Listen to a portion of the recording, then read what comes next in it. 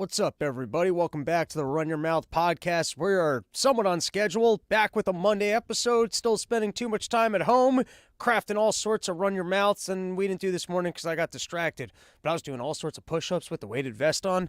I did a lot of push-ups. It was a lot of fun. All right, anyways, luckily, you listen to this show. And you know what? Take a time. Why don't you actually go to iTunes, give a 5-star review, a 6-star review, tell your friends about the show, leave us a nice note, spam your loved ones, because thankfully, since you listen to this show, you get to live in the future and celebrate being right. We've done it once again. You get to parade around with your premium swimmers, not living in fears of domestic terrorism or viruses that Fauci purchased from China. You've been right on so many things. You've sat through so many Thanksgiving meals. People are bringing up all sorts of stupid horseshit, and you go, I'll listen to Run Your Mouth. I'll fight you on this. And you've been right over and over again. And you know why you've been right? While all these other people who are constantly wrong, constantly running their mouths, but with bad takes, bad opinions, that's why all these people are dyeing their hair blue, thinking about being the other gender. It's because for the last 4 or 5 years, they've gotten every single thing wrong. They were yelling that Donald Trump's a Russian asset. They were yelling that our country's been overrun by racists. They've been yelling that our capital was overtaken on January 6th by domestic terrorists and that the FBI door team wasn't on site opening up the doors for them. People have been outraged about all sorts of things. They said you couldn't come to Thanksgiving if you're not wearing a mask, if you're not going to get yourself readily boosted and make sure that your kids are boosted too and your pregnant wife is boosted as well. You can't come here and eat apple pie. And you know what? People are forced to reckon with the fact that they've been wrong over and over and over again. And that's why they think about changing genders. They're like, maybe if I was a lady, I wouldn't be wrong on every single thing in my life. And they test the waters. You know, everyone with their blue hair now, you give it 3 more years, they're going to be swapping their genders, and they're going to find out that they were wrong about that as well. But you know what the treatment is? It's listening to this show. It's sharing it with your friends. It's your commitment that on Mondays, Wednesdays, and Fridays at 11 a.m. and sometimes 5:30 p.m. because we got distracted for 6.5 hours, you get your daily, 3 times a week dose of Run Your Mouth so that you can live in the future and celebrate being right. And what we really need to figure out as a society, and it's something that I've yelled out about multiple times, and I'm sure I'll continue to yell about it again, is how do we get the information sooner? Why is it that we have to go through years of bullshit, of being lied to, of people being arrogant, and people trying to force things down our throat? People going, hey, if we can't properly prosecute domestic terrorism in this country, if we can't properly watch every single aspect of every little thing that's going on the internet, if we can't give you strikes, if we can't remove posts, if we have honest information, the seeds of racism will grow so large that we won't have a democracy, that our Capitol building will be overrun. The nonsense that we had to listen to, and we all knew it was nonsense this whole time. And it takes and it's always after the fact. It's like once, they tried pushing the domestic terrorism thing and having the Mary Poppins lady control the internet. And, they lost some of these battles because of the good people like me sharing honest information. And, you guys being able to celebrate in the future, being right, showing up to family meals and laying some truth down their throats while they try and eat apple pie. But it's always after the fact that this information comes out. It's like all your friends are planning some trip to the Caribbean or something. There's a big time bachelor party and you didn't want to go. Finally, you decide, you know what? If my whole peer group is going, what the fuck? Why not actually leave my apartment? And then you buy your plane ticket and then you call up your friends. They go, oh yeah, we canceled that trip. And it's like, now you tell me? That information doesn't help anymore. It's already 24 hours after the fact that I booked the thing, and we all know what it's like when you try and call customer service to get your plane ticket money back. They're not giving you back your plane ticket money. We all know these things. But it's always after the fact. It's always once the information is useless. When we all were clouded and argued about stupid bullshit for 3, 4, 5 years that they finally give us the true information, and you don't get to shove it down people's throats. So we either need an amendment in place where, one, the information just somehow comes out quicker because the delay, the stall, or what I was trying to build this down the line, but we need to somehow archive, all these people and everything they say Maybe you bring a stenographer to your Thanksgiving meal this time and you record all the stupid bullshit that was said now so that 2-3 years from now, when the next piece of information actually comes out, you can go, nope, you definitely said that. That's what we need. We need more enforcement even in casual situations of you were unbelievably wrong about all these topics before, so shut your stupid mouth and eat the pie and listen to me this time. That's what my family meal should be like. Everyone just sits down. I'm going to give a lecture and tell you all why you're wrong on everything. But, once again, the information finally drips. You finally get to see it. And whatever. It's already 3-4 years later and nobody gives shit anymore. With that said, I'd love to meet some of the people working in their little basement lairs. Every single autistic person's got their own little superpower. And that's what's fun about the internet sleuths and what you just put this information out there and then some people start digging in. We talked about this a little bit on the last part of the problem, which I think is out already. At first, I wasn't too impressed with some of the new January 6 tapes that came out, and the reason being was we had already seen a lot of footage of people calmly walking around the building. I had joked more than once, it was people, they're taking a mall tour, going for a mall walk, no big deal, right? And we had already seen a lot of the calmness. I think the very interesting storylines are going to be the things of agent provocateurs, who was pulling down the buildings, were cops on their post? Were doors just opened? How casual was some of the experience of people who were rotting in jail?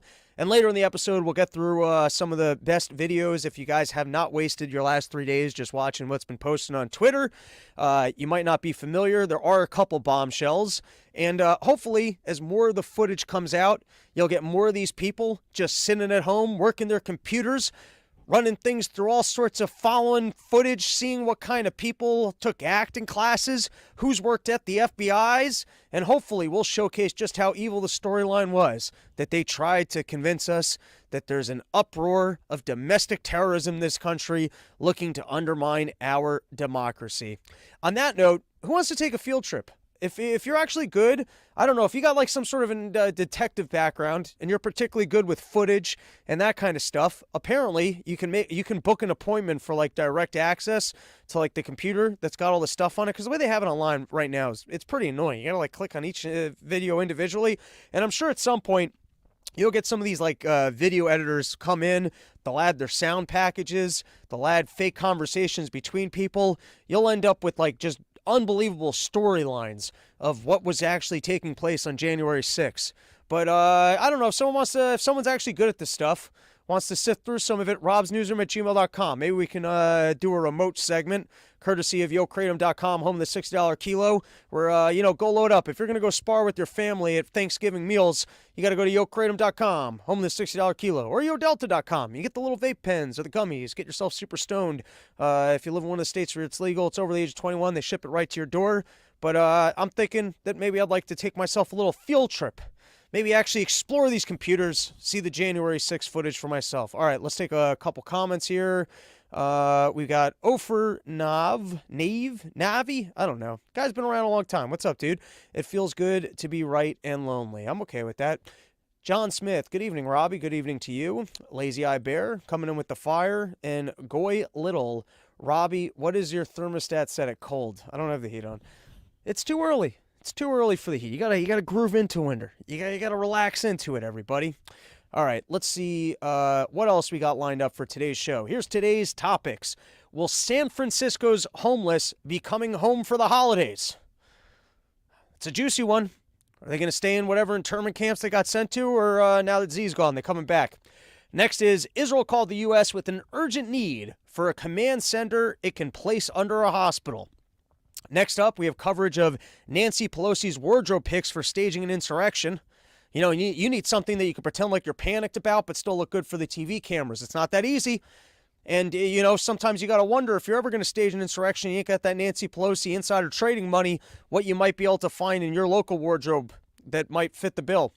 Next, why Chinese children are piling into panda costumes trying to get U.S. zoo visas. And then lastly, why Argentina was ready to elect a total potty mouth. All right, let's get into it. First is we've got the end of the Z negotiations with Biden. I believe it's the end of them. I haven't heard more about them. So I believe it's the end of it. And, if you're wondering how it went and what our relationship with China might look like in the future, I saw this was from Reuters. We're back to direct, open, clear, direct communication on a direct basis, Biden said. The direct line between Biden and Z so that Biden can get on that phone and go, Epstein, is that you? Hey, Z, do they let you watch Willy Wonka movies? I like ears. They won't let me tell kids about their ears. Is this a win for us? That now Biden's got a direct line to this guy? He can call him a dictator right to his face? He's got instant access to say stupid shit? Is Blinken going to be standing behind him at all times, making sure that he's not saying all sorts of stuff? And by the way, if you're wondering if we won in these negotiations, apparently the big concession that we got from China is a possibility of pandas in our zoos, and that China will start cracking down on illegal fentanyl. That's not a win. So they could have been doing that the whole time? Like, that's what you got to do. It's like the old opium thing that I remember learning about in school. You got to poison some other country, and then at some point you come to the negotiating table and you're like, all right, we'll stop poisoning you guys as much if you give us all these other things that we're looking for. You make an investment over here, and we'll tone down our poisoning of you. So those are the wins that we've got. There's a possibility of pandas. Biden's got a direct line of communication so that he can be a dumbass 24/7 in his communications with Z. And then lastly, you might see less fentanyl. I don't know how the fentanyl, how does the Chinese people working with the Mexicans to fentanyl up the drugs? I don't know how that whole situation's working, but apparently they're going to work to reduce it. All right, and now we've got, I don't know if you realize this, they're keeping it under wraps. They don't want people to know how old Biden is, but apparently it's his birthday. And since it's his birthday, I think we should take a moment and celebrate a man who still hasn't died on a flight of stairs. This guy is actually undefeated against his arch nemesis. If you count up the vacation days, he's got 382 vacation days. That's got to be like at least 600 matches. And, experts were long expecting a steep fall of battered limbs, legs like Joe Namath, and gravity just turning Biden into a human slinky, where you have to wonder why there are stairs that even go this long. How many times can a guy fall down them, and how many bones can possibly crack? But no, this man has turned 82, and he has yet to die in a staircase. And so for that, I salute you, Mr. Joe Biden. Isn't it wild how many vacation days these guys take? He takes 382 vacation days, and then on top of that, it doesn't even include like flying to France that you could have fancy dinners with Macron and his old mom-looking wife. Like, those don't even count in the vacation day docket, is all the places that you go to have, like, the fake dinners. Whatever happened, like, to the rest of us that have our jobs where we got to stay at home and pretend like we're working all the time. That's what having a job is. No one actually works at your job. Your whole job is pretending like you're doing more than you're doing, and then being stressed out about the fact of whether or not the optics are in place that make it appear like you're actually getting your job done. That's what having a job is. Nobody works 40 hours a week. Nobody works 20 hours a week. What you do is you jerk off a whole bunch and you pretend like you were getting work done and that you couldn't do it because you had to talk to that guy who's waiting on the file from this guy who's got to go to this guy. You got to follow up with that person. That's the whole stress of having a job, is collecting a paycheck while having to actually constantly day in, day out, clock in and figure out how you're going to fill those hours at a day job pretending like you actually have work to do while you're there. The indignity of these people to work the presidency and just take vacations right in our face. That's what I would do if I was president. I would go, you know what? I'm going to do something unlike any other president before me. I'm going to show up every day and I'm going to go to work. That's what I'm going to do. Listen, if you're out there and you're on a team and you win a championship, I'd like to take this moment to congratulate you now. What you did's incredible. I feel inspired by your story. We're not having dinner. Who becomes presidents that they could spend their entire time doing social functions and eating dinner? Firstly, how are these people not fatter? I question that. I question how these people are. Are they all on Ozempic that they can fly around the world all the time eating fancy meals and they're not all fat fucks? Or they don't have glyphosate and whatever other bullshit that they were putting in our food. It's like the same way they didn't actually give themselves mRNAs. They ain't stuffing all their bread with fake chemicals and shit. But anyways, let's move on. This was a fun moment with Joe Biden. If you're wondering how he's doing at his 82nd birthday, so he's out there on the lawn and he has that little moment, and that's a good shot. We all know poop team coming outside going, yep, we salute you, sir. Good luck going in there. That's why these social functions suck. We've all had a moment where you gotta shuffle indoors. You realize you're not quite sure if you're gonna make it, and that's a rough place to be in when you're having that moment at 82 years old. Every door you walk into, you're just trying not to shit your pants, and people got to stand to the side. You're like, just get out of the fucking way. All right, and now we got some actual news topics coming up. Congratulations to demented Ringo Starr Beatle haircut Austin Powers for the win. Look at this guy. Oh, and everyone was saying in our elections, these Mises Caucus people, they need to use nicer language.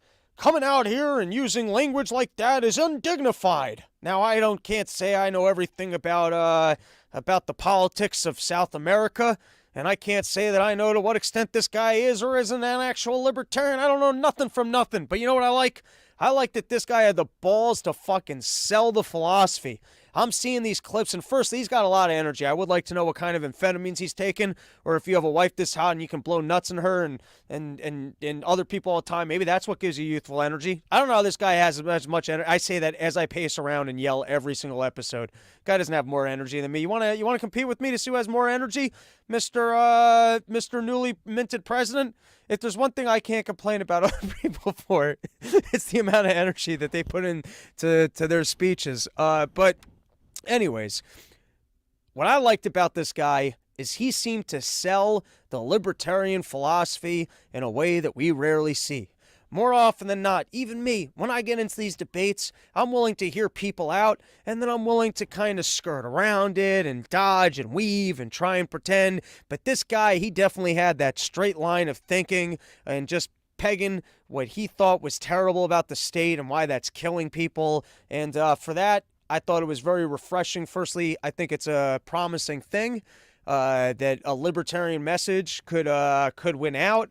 I think it's cool that it wasn't done with this meek, hey, we have to be nicer to people, and if you're not an anti-racist, blah, blah, blah, horseshit, bullshit, whatever. I think the fact that the guy had a foul mouth and he shoved it down people's throats fucking rules. And here's where I see a pathway to a win. And once again, I know nothing about this. I don't know how the guy won. I don't know how into freedom he's going to be. I don't know the politics behind the scene. I know nothing from nothing here. But I would think that Argentina used to be a very wealthy country, and I think they used to export a lot of oil. And I think they've been on the U.S. bad side for a while, and they haven't been able to do so. I see some good synergy here that the U.S., they like customers for their dollar. And so if you get a whole country going, hey, we're going dollars as our currency. Firstly, if your currency is so bad and your country is so corrupt, as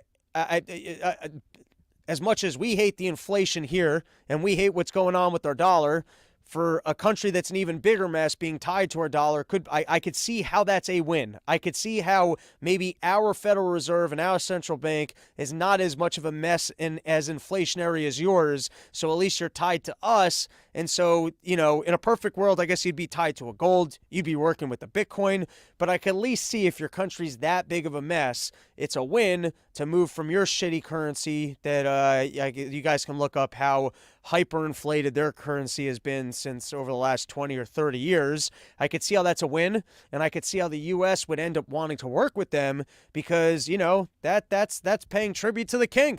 The U.S. government go, wow, your whole country is going to work off our dollars, and we can start exporting our inflation to you, and we can make sure that there's more demand for our product.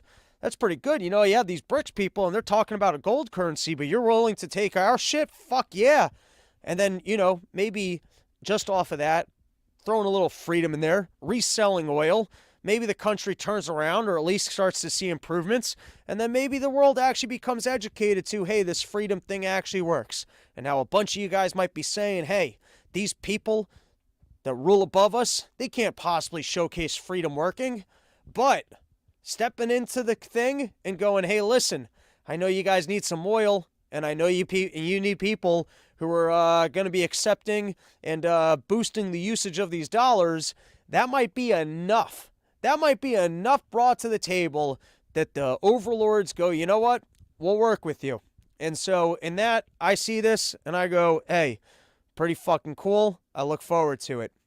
And just for anyone who is unfamiliar with Millie, Lily in Argentina, here's a direct quote: "Shove the state in your fucking asshole, the fucking cunt of your fucking mother." You know what? I wipe my ass with the state. You see, there you go. There you go. For everyone who thinks that we just need to be more polite if we're going to win people over, and all right, sure, maybe the situation isn't as dire in the United States as it is down there, and maybe our woke people just need a kinder and softer message. But for everyone who's so obsessed with the idea that it's just about us being nice and placating to the liberals, at least in this regard, and I think Donald Trump's victory as well, go fuck yourselves. A hat worn by Napoleon sold for $2.1 million in an auction of the French emperor's belongings. I gotta wear more stupid clothing. That's all I had on that. All right, let's take a couple comments, and then I want to talk Thanksgiving for a second here. Where's my mouse? All right, what do we got going on? We got Vanessa. I've come to the conclusion Biden is a total gangster, and he's putting the old man shit on. Vanessa, I've considered this myself. I've considered if possibly when he starts to get in trouble, he's already playing stupid now. So when he goes, I don't remember, I don't know, everyone just kind of lets him off for, whatever his ruse was. Joe, half of blue collar jobs is browsing at 7-Eleven. I can agree with that. Dr. Meatblood, I love it. And Junior, porch tour in Argentina. I'd be down. It's a long ass flight, so we'd have to put together a whole bunch of porches, but it could be exciting.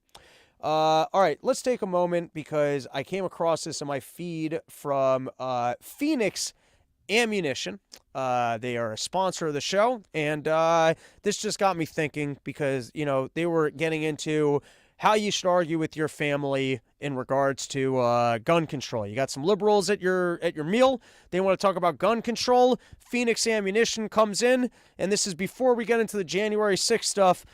Pay tribute to the sponsor that won't sell guns. It won't sell bullets. Won't sell nothing to the government. Only sells it to you. Civilian militia.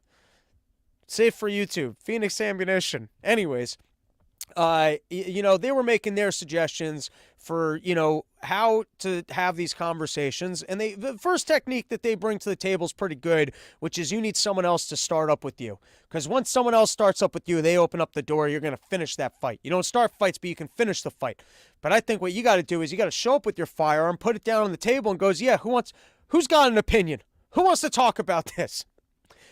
Anyways, I'm trying to go into my Thanksgiving meal with hoping not to get into any arguments. I've already argued with all my family members over the Israel stuff already. I've given everybody a hard time about everything, and I've become that person where slowly as I get drunker, I decide who do I want to pick a fight with on what topic, and then I just chew their ear off. And you know what? You don't have to do that. I learned that because one time, I remember, I actually picked up a lady's number in New York City. Lady was gorgeous, real goofball personality, very sarcastic. I think she was my age. It was probably like 10 years ago or so. And I was reading David Stockman's book, The Great Deformation, at that time. And I wasn't hanging out with Dave Smith as much. I wasn't podcasting. I was just doing comedy. And I had all these ideas floating around in my head. And I went on this date with this lady, and I ruined her evening. I told her everything about the Fed. I told her the problems with the bailouts on the banks. She was just there trying to have a drink and maybe figure out how to not sleep with me. She was just trying to have a nice evening, and I just tried to download all this information onto her for no reason. I've learned my lesson. That's why you podcast. That's why you do all these other things, is that you don't have to ruin people's days with information that they're not going to register anyways. And you know what? Thanksgiving's a good holiday. You get to sit around, you get to eat pie, you get to drink in the morning. My family does it like in the afternoon so you can do more Thanksgivings. That's the way we do it. It's basically a pre-party for other Thanksgivings, except I overdo it, take a nap, and then wake back up and get back after it. But the point is, you could just sit down and just enjoy people's company, which I'm not going to do. I can promise you at some point I'll get drunk and I'll start up with my relatives because that's where I'm at in life. That's what because I don't have usually what will temper you is some lady and girlfriend be like, please don't get into a fight with the other relatives, or you know what I mean? Like that's usually what does it, but no, I'm still single. I'm showing up alone, and then everyone else is handicapped by the fact that they're there with the significant other who will temper their emotions in a fight, but I don't have that. So anyways, Phoenix Ammunition coming in with winning strategies for how to argue with your relatives about gun control. If you're not familiar with PhoenixAmmunition.com, go check out the website. They're official sponsor of the Run Your Mouth podcast. You guys will like them because they only sell bullets to consumers like you. They ain't selling no bullets to the law enforcements, and they got the good stuff. Whether or not you're doing competition shooting or whatever you're up to, PhoenixAmmunition.com. All right, now, it's actually PhoenixAmmo.com. Good thing I just said Phoenix Ammunition 14 times. It's PhoenixAmmo.com. Do I have to do it 14 times to undo the 14 times? PhoenixAmmo.com. Very simple, people. All right, let's get into some of the January 6th footage. I don't know if you guys have already seen all of this stuff before. One of the biggest bombshells, if I wanted to get right into it, not tease you, not waste your time, not tell you that bigger and better things are coming. You just wait till the end of the episode and your hair's going to regrow back. No, let's get right into it. Here was the biggest bombshell, is you got some guy, and seemingly he's dressed like a protester, can't even see his eyeballs. Basically looks like Mitch McConnell going out to shovel him like a snowstorm. But this guy, he's wearing the MAGA hat, he's got his big puffy coat, you can't see anything from his face, and it appears like he walks up to, a checkpoint or something and flashes a badge. Now, I can't actually see the guy's badge. For all I know, they responded to him and said, "Don't worry, we're letting everybody in. The FBI door opening unit just came through, so, you don't have to show us your badge." But in terms of potential bombshells, we've seen multiple times that FBA, Chris Wray, and all these people have come in front of Congress. Hey, can you tell us that there were no agents on the ground? It's part of an ongoing investigation. I can't answer that question. I don't know. Tell me blah, blah, blahs. Anyways, this appears to be video of a fellow walking up and flashing a badge. Now, I can't actually see the guy's badge number. He might just be pulling like the Jim Carrey, it's okay, I'm a limo driver. I don't know what the guy's showing to him, but it does look as if there was a fellow, at least one, who is pretty clearly an agent. Next up, we have this cop. And now some of the footage that was making its rounds around Twitter yesterday was not from the security footage. But nevertheless, it seems to showcase a different story than domestic terrorism's converged onto the Capitol in order to take it over and make sure that Donald Trump didn't step down and remained in office. So here you got an officer running up to the barricade and, oh yeah, flagging him. Come on in, we're going, guys. Everything's on sale. Store's open. It's Black Friday at the Capitol building. All right, next video. We've got this guy who he might have already been referred to this as by wherever I found this on Twitter, but I like this guy's energy. I call him Mr. I Told You So, and I bet there was footage of this guy all day where he goes, "How come there aren't fixed barricades out here?" Or, "Why is it that guy's waving everyone inside? He knows we're not supposed to be in this building." Or, "Why is Nancy Pelosi and all these senators fake running?" If I said that you should show up to your meals with a scroll who can keep a permanent record? Well, having this guy on staff to run around all day and yell at cops exactly what you would never see in the news, because remember, everyone out there is a domestic terrorist. Well, here is Mr. I Told You So, who hopefully I'd like to see this guy through all events of world history. Let's give it a watch. This happened. Why haven't you called for backup? Where is your backup? This is our damn Capitol building. And y'all are letting it get destroyed on your watch. Fuck all of you. Call for backup. Get some help down here. and if they don't want to give you fucking backup, they obviously don't give a shit about you. Call for some backup and get some help. This happened. But remember, everyone out there was a violent insurrectionist. Then there was another video where you got a wave of protesters, not even protesters, just people walking through the building, and the cop looking like when in a movie, like one of the like Jurassic Park movies, they're trying to get some dinosaur back into its cage. Here boy, come on boy, just showing them right down the hallway for, I guess, wherever the next camera is going to be. All right, and then I think there was one more, which is listen, like I've said, hopefully someone will actually sift through all these videos. We'll get some more cohesive storylines of showing up to the gate, being at the gate, when the doors were first being opened, who were the people that opened the doors, the people who are currently in jail. Did they engage in any violence, or did they just follow the crowds inside? Were they being waved inside by cops? These are the kind of questions that are going to be fascinating. And once again, it's odd to me that this doesn't appear to be security footage. This doesn't seem to be new security footage, but it's all stuff that I hadn't previously seen. But this was within a Zero Hedge article. They were showcasing that the crowds did not seem to storm the building or engage in violence until the cops seemed to start firing. I don't know if that's a paintball or if it's rubber bullets and then tear gas or otherwise, which might be a reasonable response. You're hanging out at the Capitol building and you got all these people hopped up on Donald Trump saying we're going to protest and we're going to stay hanging outside the building. Maybe you do got to clear them out, but it certainly looks from this video like the crowd was mainly calm and not engaging in violence until maybe the cops started to stir it up. Let's give it a watch. I have given warnings about chemical munitions. I need the less than lethal. I don't know where the sound is coming from in this. It does almost seem like an overdub in post.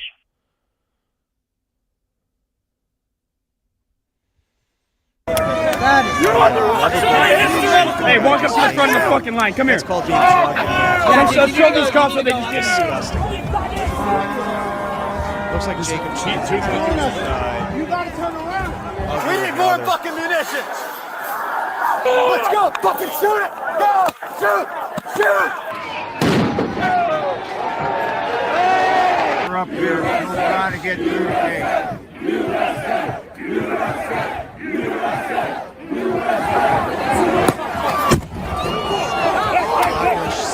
USA on our watch.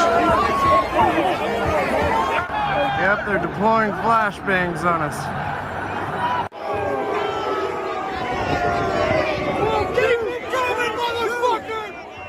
All right, and then last one, which was reported online, and I think highlights the travesty of the way that the individuals were treated, was that fell in the red. This is as what was reported on Twitter. I don't know. I'm just, if you didn't spend hours watching random things on Twitter, you had this guy seemingly calmly walking through the building, police escort to his side, doesn't seem to be engaging in violence. I don't know how he got into the building. Just looks like a nice, normal dude. And they got him to plead guilty. And then after he pled guilty, as reported online, they pulled a dirty trick that said, actually, we're going to charge you with the domestic terrorism clause. Now, to me, that's some bad lawyering on your side of, hey, I'll plead guilty, but I need to know all the variables. That's a very cop thing. It's like, listen, you're going to be in more trouble unless you work with me. So why don't you just admit to it, and then I can help you out. And then you admit to it, and they go, all right, now we're throwing the book at you because that was the one piece of information that I needed.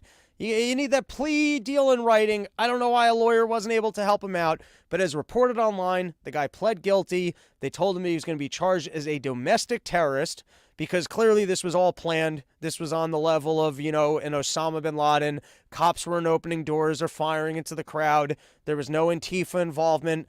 There was no Nancy Pelosi involvement. There was no involvement by anybody. And these were clearly domestic terrorists who, if they were allowed to live out their lives, would do nothing else but to plan more domestic terrorist attacks. And so we need for them to be in jail. I don't even think they should be allowed out of jail. That's what I think. I think if you had someone who was a domestic terrorist and you put him in jail for 10 years, what, you think he's going to sit there and just think about what he did and change his mind? No, he's going to be more vengeful than ever. Anyways, when he found that out, apparently he killed himself. And I'm sure that's not the only story like that. And so hopefully we'll get more footage. We'll get more faces to names.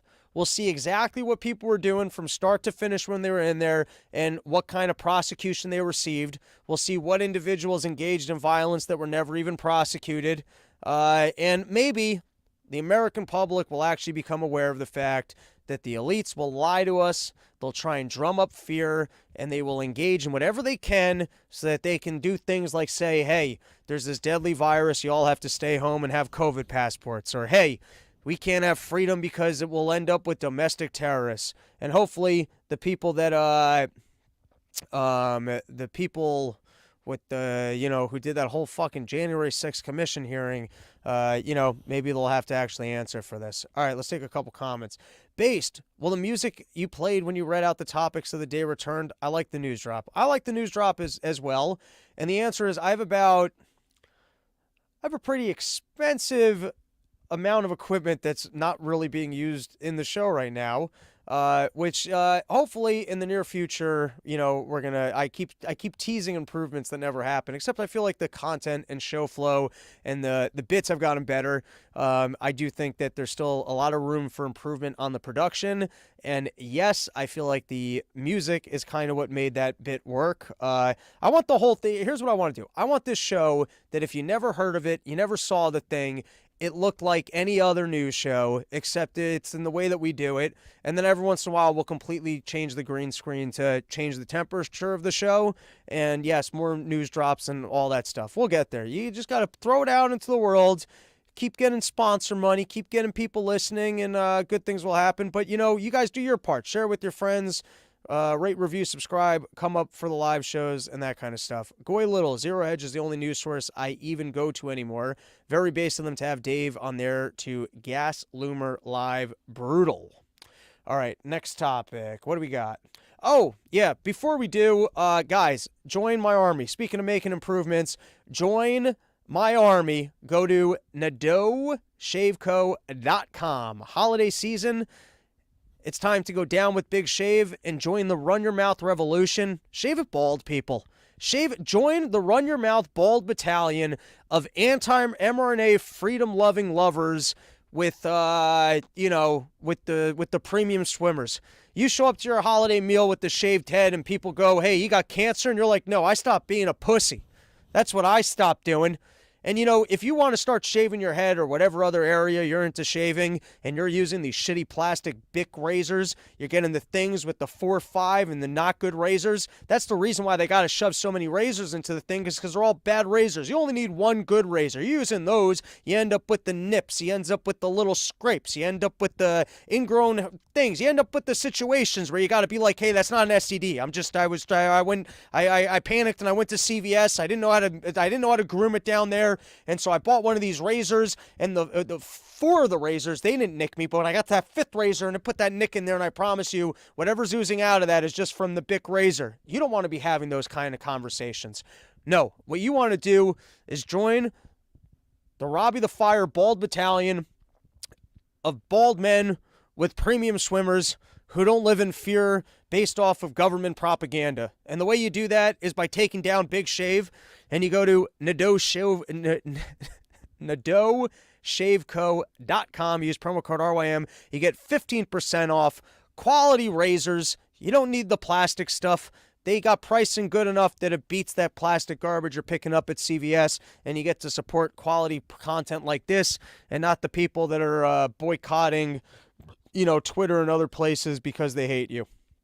All right, couple news topics left. Earth likely briefly passed critical warming threshold on Friday. So good news, we don't have to worry about global warming anymore, guys.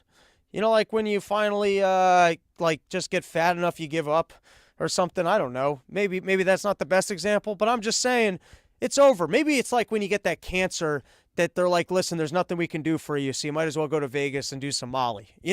Maybe that's where it's like. That was the better example. So just go back in time, forget the fat thing, because there's always chance for improvement, and you never want to give up in life. But when it comes to global warming, we already did it, so you might as well, people, at this point, you might as well enjoy your carbon because it's over.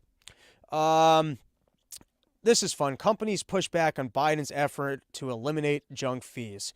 Oh, my God. Talk about being a slippery fucking lawyer. How do you even try and defend this one? Here's how our junk fees are helping out the consumers.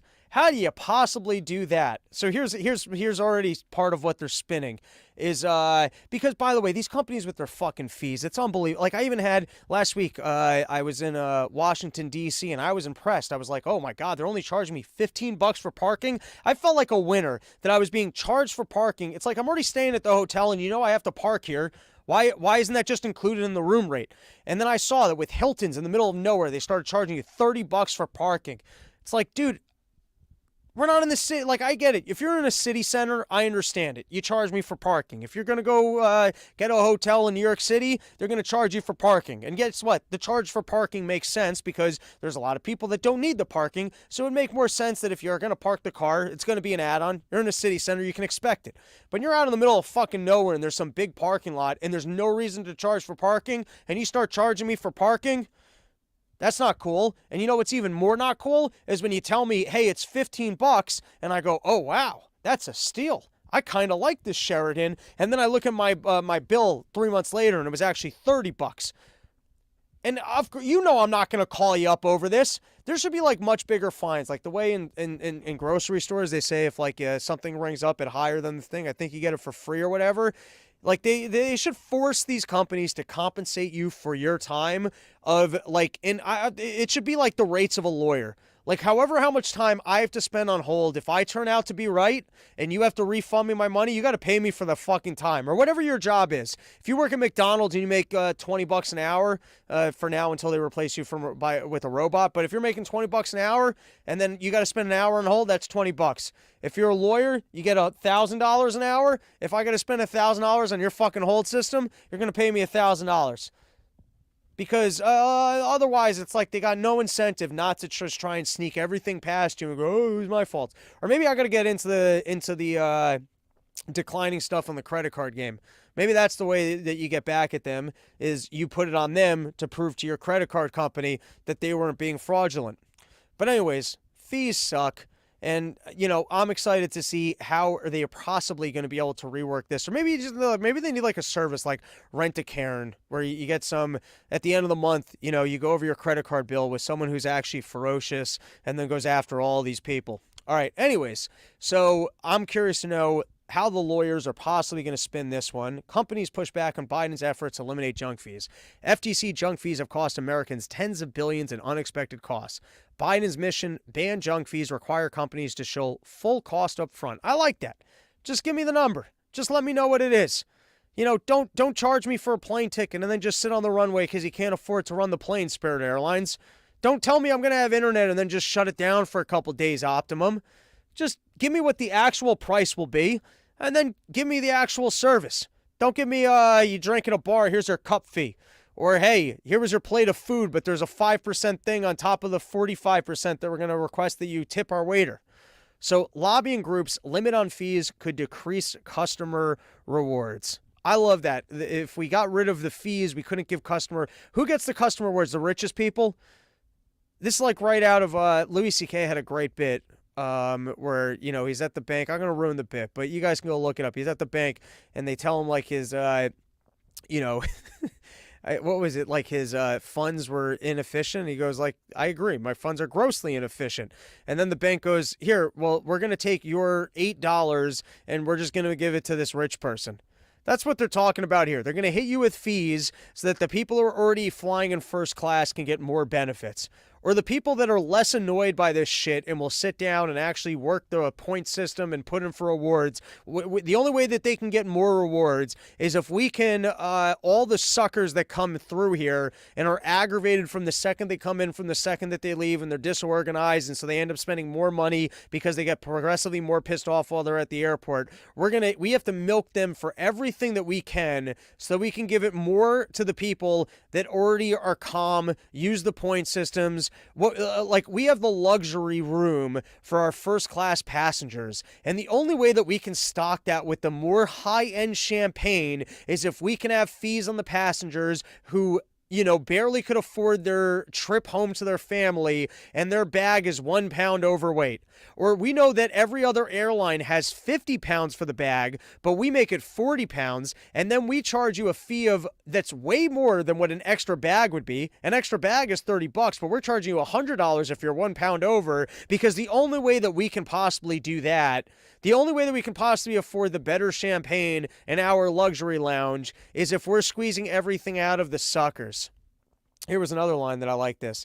Airline lobbyists said it could cause confusion and that baggage fees, and other charges have very few complaints.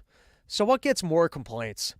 If the fees aren't what people are complaining about, I'd love to see that in Congress. All right, fine. If you're telling me that there's bigger issues, bigger fish that we could be frying in terms of what the airline's doing that's evil. Can you tell me what the more evil things are? Yeah, okay. Just out of curiosity. So what do they get more complaints about? Is it telling people that flights are happening that aren't happening? Is it long lines for trying to rebook your flights? What is it that people are, what are we overlooking here when we're saying that we're going to try and fix the fee things? What is it that you guys are doing that's even worse? All right, and just a couple quicks because, as you know, I share my vision, my dream for the show as we climb the mountain of better production, looking like a full-time news show, and I maybe even going daily, which, you know, some people are like, they feel like daily would be too much, but it won't be, because instead of doing hours, it'll be like half hour. It'll be like the same thing, just more consistently, and then you'll be able to tune in every time at the same time of day, and you'll know everything that happened, even if you don't necessarily have all the insights on it. So in that vein of just making sure you guys know all the news stories, even if I don't have an insight on it, here are things to note that I have zero understanding of. First, you got the Elon Musk lawsuit, which is kind of exciting.